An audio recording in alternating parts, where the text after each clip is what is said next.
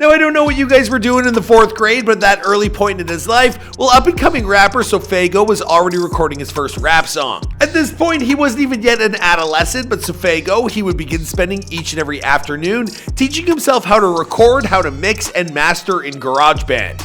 Now today, SoFaygo, he's barely 20 years old, only 2 years out of high school, and he's already an accomplished artist with multiple mixtapes and EPs to his name, all of which have managed to elevate him from SoundCloud obscurity to one of the most promising rap acts around. But do you think you know SoFaygo's original rap moniker? Well, if you do, leave your guesses in the comments down below. As for everyone else, we'll pull up a seat and enjoy our latest Before They Were Famous video. Here we go.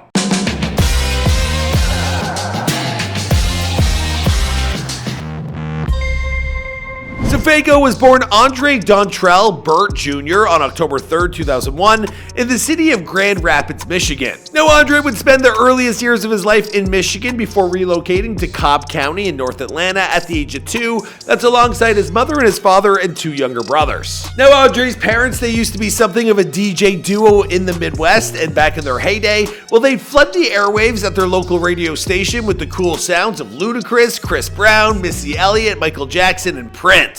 Now, as you might imagine, this musical education, along with other artists like Chief Keef, Usher, and Drake, well, they would come to have a lasting impact on their young son. What I meant to say is that by the time Andre was a preschooler, well, he was already planning out his future as a rap mogul. Now, long before he was ever old enough to spell a word, let alone spit on the mic, well, Andre told his mother that he was going to become a rap superstar. Her response? Oh, hell no. I don't know if she said it like that, but I can imagine.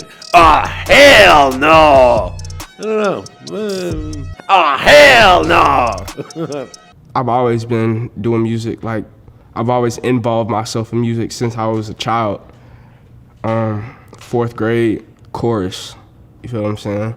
I just wanted to learn how to sing. Eventually, however, Mom, well, she let her guard down, and in the 4th grade, well, that's when things began to get serious.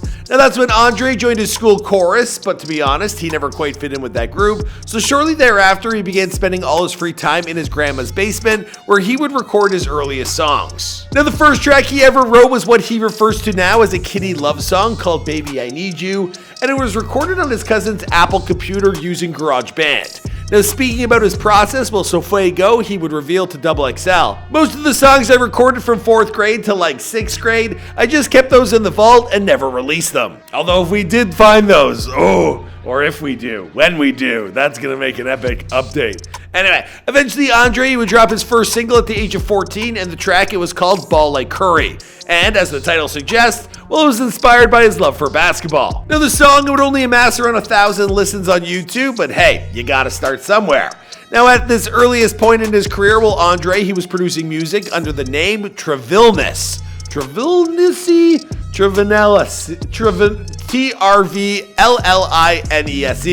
Not sure how you say it, but that's how you spell it. And the name is a little complex, especially for an 8th grader. Now, under this moniker, he posted a song that would finally get him some traction called Push Start Hurt Heart. And soon afterwards, well, Andre, he would begin attending Harrison High School, and it was in these hallways that he'd finally blow the hell up. By the time Andre entered high school, well, he was beginning to care less and less what people thought about him or his music. In fact, he told Lyrical Lemonade, "That's when I started wearing different kinds of clothes, dyeing my hair in all different kinds of colors, just adapting to what Atlanta was on at the time." Now, despite his ambitions to become a mainstream hip-hopper, well, Andre says that his earliest days in high school, well, they were full of people calling him weird and trying to get into fistfights with him.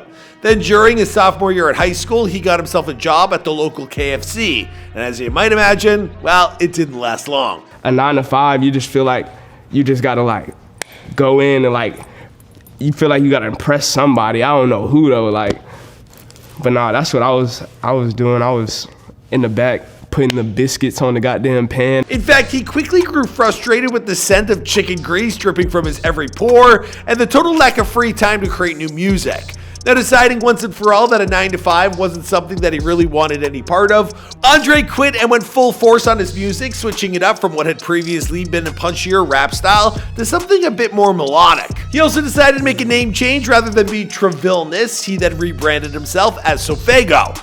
Now, that's a name he says means nothing other than sounds cool, but I do believe I've seen that on a Mountain Dew can. But don't quote me on that. I saw a post floating around the internet. Made sense to me. Now, after switching things up, he got to work on his first series of EPs with names like Goonland, We Are Aliens, and War. Now, we're recording all of these projects while SoFaygo, he would continue to utilize his simple GarageBand setup. When War was finally complete, he dropped the EP over on SoundCloud, where the lead single Clutch would quickly amass a surprisingly large audience. Following this brush with success, SoFaygo, he would travel to Los Angeles at the age of 17.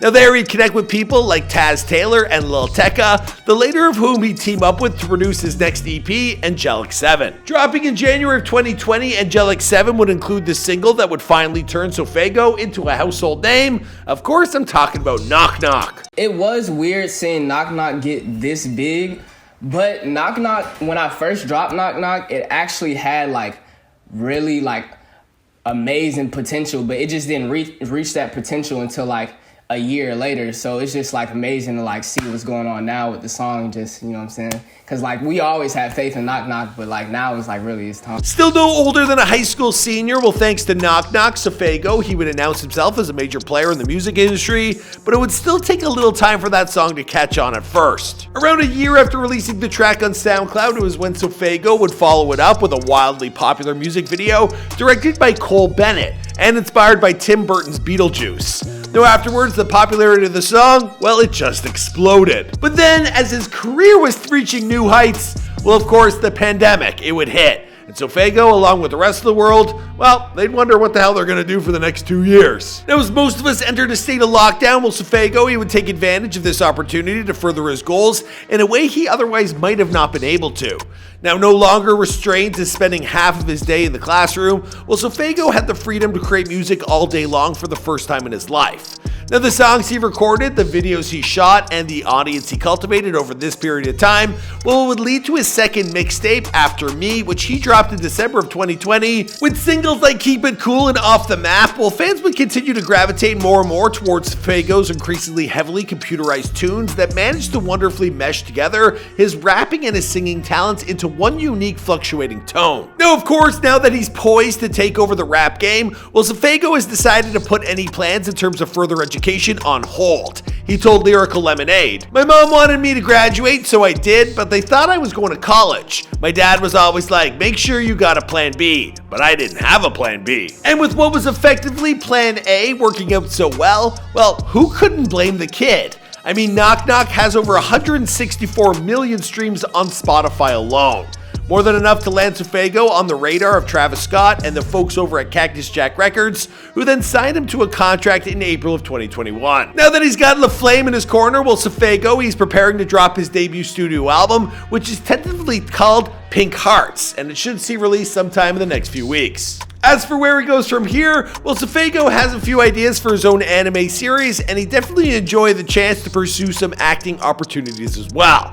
But for the most part, he's really concerned about him creating a generational wealth for not only himself, but his family as well. As for the rest of the story, I guess we're gonna have to wait and see, because this, of course, is before they're famous. My name is Michael McCrudden, and I've been meaning to make this video, I don't know why I'm doing this, for quite some time now. It's been on our to-do list for about a year. So there you have it, we finally got her done. Let us know who's next in the comments down below. I'll see you guys in another video.